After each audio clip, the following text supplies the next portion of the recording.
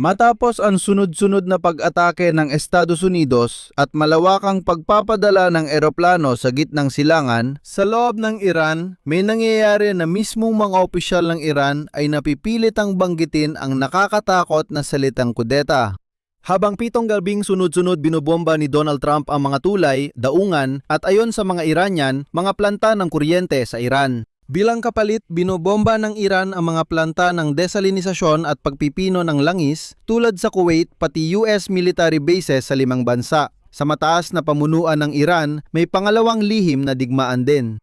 Inakusahan ng mga radikal mula sa korps ng mga tagapangalaga ng Rebolusyong Islamiko ang mga negosyador na pumirma ng tigil putukan kay Donald Trump ng malambot na kudeta laban sa Islamikong Republika. Ang mga diplomat sa negosasyong iyon ay binato sa libing ni Ali Khamenei. Si Ali Khamenei ay tinawag na taksil ng mga tao. Ang bagong pinakamataas na pinuno na sinasabing para sa kanya raw ginagawa ang lahat ng ito ay parang multo, wala pang nakakakita sa kanya. At ngayon, ang dalawang prosesong ito, ang panlabas na digmaan at ang panloob na pagkakabahabahagi ay nagsanib na sa isa. Ang mga radikal mula sa korps ng mga tagapagtanggol ng Rebolusyong Islamiko, hindi ang opisyal na Teheran ang nagtulak sa Iran na magsagawa ng opensiba laban sa Amerika. Opisyal na ngayon ang korps ng mga tagapagtanggol ng Rebolusyong Islamiko at hayagang nagbabanta na sila mismo ang aatake, hindi lang magtatanggol. Ipapaliwanag dito kung saan at ilang beses umatake ang Estados Unidos sa nakalipas na 24 na oras at gaano ito kakritikal. Paano at kanino tumugon ang Iran kabilang na ang mga pag-atake sa supply ng tubig at kuryente ng buong mga bansa? At ang pinakamahalaga, ano ang nagaganap na kudeta ngayon sa Teheran at sino talaga ang may kontrol sa gatilyo ngayon? Ako si Alexi Pechi. Talakayin natin ang paksang ito, pero bago yon, paki-subscribe muna sa YouTube channel ko. Malapit na tayong umabot sa 300,000 subscribers, kaya't malaking pasasalamat ko kung mag-subscribe kayo. Kaya, simulan natin ang pag-atake ng Amerika ng direkta at batay sa mga katotohanan. Noong gabi ng Hulyo, 17 tinamaan ng Sentral na Command ng Amerika ang Iran at tinarget ang mga tulay sa Hormuzgan. Ito ay isang tulay para sa sasakyan at tren malapit sa lungsod ng Bandar Hamir para maputol ang pangunahing daungan ng Iran, ang Bandar Abbas, mula sa mga kalsada papuntang Tehran.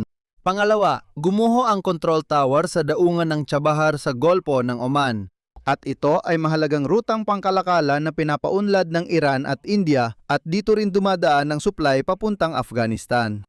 Pangatlo at pinakamahalaga, ang mga pasilidad ng enerhiya, lalo na mga planta ng kuryente. Ibig sabihin, sinimula ni Trump tuparin ng banta niyang papatayin ang lahat ng kuryente sa Iran kung hindi pumayag sa negosasyon. Tahimik ang mga Amerikano. Pero ngayon lang, opisyal na inamin ng Iran ayon sa pambansang ahensyang ISNA. Nanawagan ang kagawaran ng enerhiya sa mga residente ng Timog na Lalawigan. Nanawagan sila na magtipid ng kuryente at diretsahang tinukoy ang dahilan, ang pag-atake sa infrastruktura ng enerhiya sa gitna ng matinding init ng panahon. Lumabas din ang balita na noong gabi ng Hulyo, 18 muling nagsagawa ng matitinding pag-atake sa Iran ang Estados Unidos. Sabi ng Central Command ng Sandatahang Lakas ng Estados Unidos, tinarget ng pag-atake ang mga pasilidad sa pagmamanman, militar, lohistika, underground na imbakan ng armas at mga kakayahang pandagat. Sa operasyon, ginamit ang Amerika ng fighter jet, drone at barkong pandigma. Binigyang diin ng command na ito ang ikapitong sunod-sunod na gabi ng pag-atake ng Amerika sa Iran. Narito ang isang sipe. Patuloy na pinapanagot ng Central Command ang Iran ayon sa utos ng kataas-taasang Commander-in-Chief, habang tinitiyak din ang mahigpit na pagpapatupad ng blokadang pandagat sa mga pantalan ng Iran. Lapas 50,000 sundalong Amerikano ang aktibo sa gitnang silangan at nananatiling alerto, handa sa labanan at handang gampanan ang anumang misyon. Ngayon, bakit ito ay simula pa lamang? Ngayon, ayon sa ulat ng Axios na tumutukoy sa 3 Amerikanong at Israeli na mga source, isinabihan ng administrasyon ni Donald Trump ang Israel na magpapadala sila ng 12-12 ng karagdagang mga eroplano ng tanker sa reyon. Hindi ito simpleng bagay. Importante ang mga tanker para sa pangmatagalan at tuloy-tuloy na digmaan, mga kampanyang panghimpapawid. Ngayon, nilinaw ng Air and Space Forces magazine ang mga detalye. Partikular, papunta ngayon sa rehiyon ang mga F-16 mula sa ika-480 na eskadron sa base ng Spangdahlem sa Alemanya at mga F-35 mula sa ika-48 na Air Wing sa base ng Lakenheath sa Britanya. Ayon sa mga tracker, may hanggang 36 na F-16 at 18 stealth fighter na F-35 ang papunta. Ang ilan sa mga ito ay lumipat na sa Jordan. Dagdag pa rito ang armada na nasa rehiyon na. Ito ay 2 aircraft carrier, Gerald Ford at Abraham Lincoln. Dinadagdagan pa ng Newsweek ang impormasyon at sinasabi na sapat na ang lakas militar sa rehiyon para makapag-utos si Donald Trump ng isang malawakang operasyon kahit na yung weekend. At sa Situation Room noong Martes, inilatag kay Donald Trump ang mga bagong opsyon. Kasama na rito ang pag-atake sa underground complex ng Bundok Kiev. Doon raw nakatago ang uranium ng Iran pero wala pang pinal na desisyon. Kasabay nito, nilinaw na sa ngayon ay nagpasya ang mga Amerikano na magpadala ng pinakamaraming bilang ng eroplano sa gitnang silangan. Karamihan sa mga eroplanong ito ay malamang ilalagay sa Israel, hindi sa Kuwait o Bahrain. Isang kapansin-pansing detalye mula sa pahayagang dahil, nagpapadala sila ng ilang mga eroplano para sa paglalagay ng gasolina dahil maaaring tumanggi ang ilang bansa sa Golpo ng Persia. Maaaring hindi pinayagan ang Estados Unidos ng Amerika na gumamit ng himpapawid o naging vulnerable ang kanilang mga base sa pag-atake ng Iran. Nanganahulugan ito na nag-aalangan ng mga kalyado at unti-unti ring binabago ng mga Amerikano ang kanilang depensa sa rehiyong ito. Ulitin ko, ililipat ang kanilang mga eroplano sa Israel. Ngayon tungkol naman sa tugon ng Iran, umabot na ito sa panibagong antas, mas nakakatakot pa. Kung dati ay ang mga base militar ng Estados Unidos lang ang tinatarget ng Iran, nitong nakaraang araw ay tinamaan na nila ang sibilyang infrastruktura ng buong mga bansa. Heto, ililista ko pa dito. Kuwait ang pinakamatinding naapektuhan. Inatake ng korps na mga tagapagtanggol ng Islamikong Revolusyon ang planta ng desalination. Ito ay isang istasyon na sabay na nagbibigay ng kuryente at inuming tubig. Bakit ito kahindik-hindik? Dahil halos 70% ng Kuwait ay umaasa sa desalination ng tubig dagat. Ang pagtama sa planta ng desalination sa isang bansang disyerto, literal na inaalisan mo ng tubig ang mga tao. Kumpirmado ng gobyerno ng Kuwait na nagkaroon ng sunog sa desalination station na ito at nasira ang mga unit na gumagawa ng kuryente. Dagdag pa, may malakas na sunog sa oil refinery, Kuwait Petroleum sa lungsod ng Al Ahmadi. Malaki raw ang pinsala ayon sa kumpanya na ibig sabihin ay inatake na ng mga Iranian ang mga refinerya ng langis. Dagdag pa, itinigil ang operasyon ng internasyonal na paliparan ng Kuwait dahil sa banta ng mga pag-atake ng missile at drone. Nagulat ang korps na mga tagapagtanggol ng Islamikong Revolusyon na tinamaan nila ang sentro ng suporta ng Amerika sa base ng Arif Jan at sinira ang radar sa airbase ng Ali E. Salem. Pero uulitin ko lang, tinamanta rin nila ang desalination plant. Ngayon, ayon sa CBS News, pagdating sa Kuwait, sinusulat nila na talagang pinakamahirap ang sitwasyon dun na yon. Patuloy pa rin nasusunog ang oil refinery at hindi pa rin nila mapatay ang apoy hanggang ngayon. Tuloy tayo, Bahrain. Kagabi, tumunog din ang mga sirena at naharang ng puwersang pananggol ang ilang pag-atake. Sinabi ng korps ng mga tagapagbantay ng Rebolusyong Islamiko na tinarget nila ang Sheikh Isa Air Base kung saan ayon sa Tehran may mga Amerikanong pandigmang eroplano at sentro ng paniniktik. Jordan, at dito, seryoso na. Ayon sa CBS, batay sa mga sanggunian nito, inatake ng Iran ang hindi bababa sa 2 base militar sa Jordan nitong nakaraang linggo. At ilang sundalong Amerikano ang nasugatan. Walang namatay, inaalam pa ang lala ng sugat. Kumpirmadong hinaran ng Jordan ang 3 Iranian missile. Qatar. Paalala, ang Qatar ay tagapamagitan sa negosasyon ng digmaan. Nakatanggap ng missile attack kagabi. May batang nasugatan noong nakaraang gabi dahil sa shrapnel ng naharang na missile. Tinamaan din ng Oman at nayon unang beses nadamay ang Syria, doon tinarget ang base ng At-Tanf. Napag-usapan na natin ito noong nakaraan. Narito ang paliwanag ng korps ng mga tagapagbantay ng Rebolusyong Islamiko. Para sa akin, halos reliyoso ito. Susundan ko ito ng isang CP. Dahil walang umiiral na internasyonal na organisasyon na kayang pigilan ng kalupitan ng mga sundalong Amerikano, wala na kaming ibang paraan kundi sundin ang utos ng Quran. Kung umatake sila sa inyo, gantihan niya ng kapareho. May babala sa mga kaalyado ng Estados Unidos sa rehiyon, asahan ang mga panibagong pag-atake.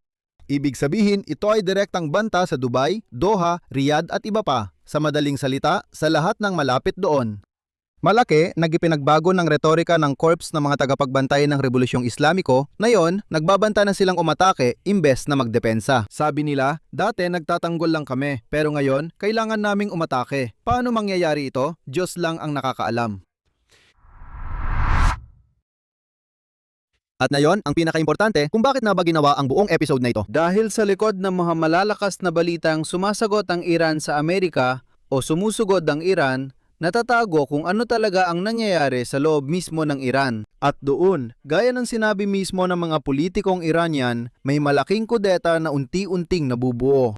Inilarawan ng CNN ang eksena bilang nakakakilabot at nakakatakot para sa rehimang Iranian.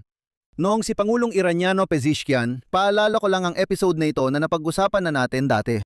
Habang naglalakad si Pangulong Iraniano Pezeshkian sa tabi ng kabaong ng pinaslang na dating pinuno Ali Khamenei, sumisigaw ang mga nagluluksa hindi para sa yumaong pinuno, kundi direkta sa mukha ng Pangulo ng Iran. At ang sigaw nila, quote, kamatayan sa nakipagkasundo. Ang tinutukoy nila ay yung pumayag sa anumang kasunduan sa mga Amerikano.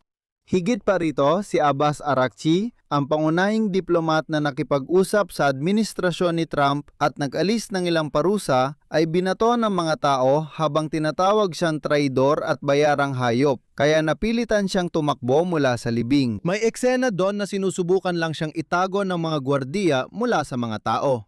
Isipin mo, binabato ng bato ang ministro ng Ugnayang Panlabas at ang presidente sa isang pambansang seremonya. Ano talaga ang ugat ng pagkakabaha-bahagi? Hindi lang ito tungkol sa nakikita nating eksena. Yung eksenang binabato sila, pinapakita lang na hindi lahat ay maayos sa Tehran. Ganito kasi, ang mga radical na paksyon sa Iran, tinatawag na Front ng Katatagan, mga super-revolusyonaryo o mga tagapangalaga ng mga ideal ng revolusyon ng 1979. Sigurado sila na ang mga opisyal na pumirma ng kasunduan kay Donald Trump imbes na magigante para sa pagpatay sa kanilang Ayatollah Ali Khamenei ay sumuko sa mga Amerikano.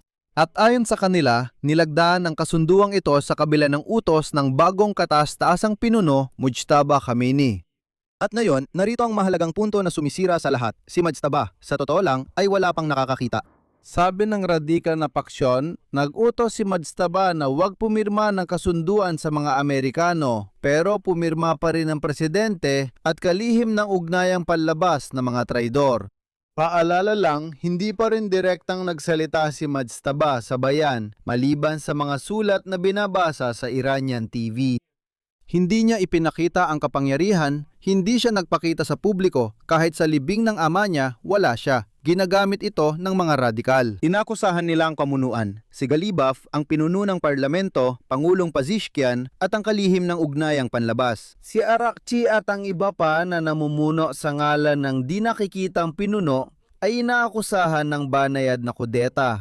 Gusto nilang agawin ng kapangyarihan, ipatigil ang parlamento, suwayin ang utos ni Mujtaba Khamenei, labagin ang mga negosasyon at palayasin ang gabi-gabing pagtitipon ng mga radikal. Sa Iran, may mga pagtitipon na ng mga taga-suporta ng korps ng mga tagapangalaga ng Islamikong Revolusyon. Ngayon, magbibigay ako ng sipi mula kay Mahmoud Nabavian, isang radikal na mambabatas na dating bahagi ng negosasyon, ngunit lumipat ng panig at sinubukang sirain ang kasunduan. Ngayon, lumabas na siya mismo ang naglabas ng 14 na puntos na bersyon ng dokumento sa media. Noong nagrereklamo si Donald Trump kung paano yun nangyari, wala pa kaming pinipirmahan, pero inilalabas na ng mga Iranian sa media ang memorandum. Dito natin nalaman ang teksto ng memorandum matagal bago pa ito inilatala ng mga Amerikano mula kay Mahmoud Nabavian. Kaya nga, hayagan niyang itinatanong bilang babala sa sambayan ng Iranyano, hindi kaya may inihahandang kudeta sa ating bansa. Bakit usaping buhay at kamatayan? Ang tanong na ito para sa buong reyon. Tingnan ang balanse ng kapangyarihan. Ang bagong pinuno, si Mujtaba MNI, ay parang multo. Hindi nakikita at di alam kung nasaan. Sabi ng lahat para sa seguridad, kaya hindi siya nagpapakita at may ilan ding nag-iisip na baka hindi na niya kayang gampanan ang tungkulin niya. Ang mga opisyal na negosyador na gustong magkaroon ng kapayapaan ay siniraan, binato at inakusahan ng pagtataksil. Sino ang pumupuno sa puwang na yon? Pinuno ng korps ng mga tagapagtanggol ng Islamikong Revolusyon ang puwang sa kapangyarihan sa Iran at mabilis lumakas ang impluensya ng mga radikal na ngayon ay nagdidikta ng direksyon. At dahil dyan, umatake ang Iran.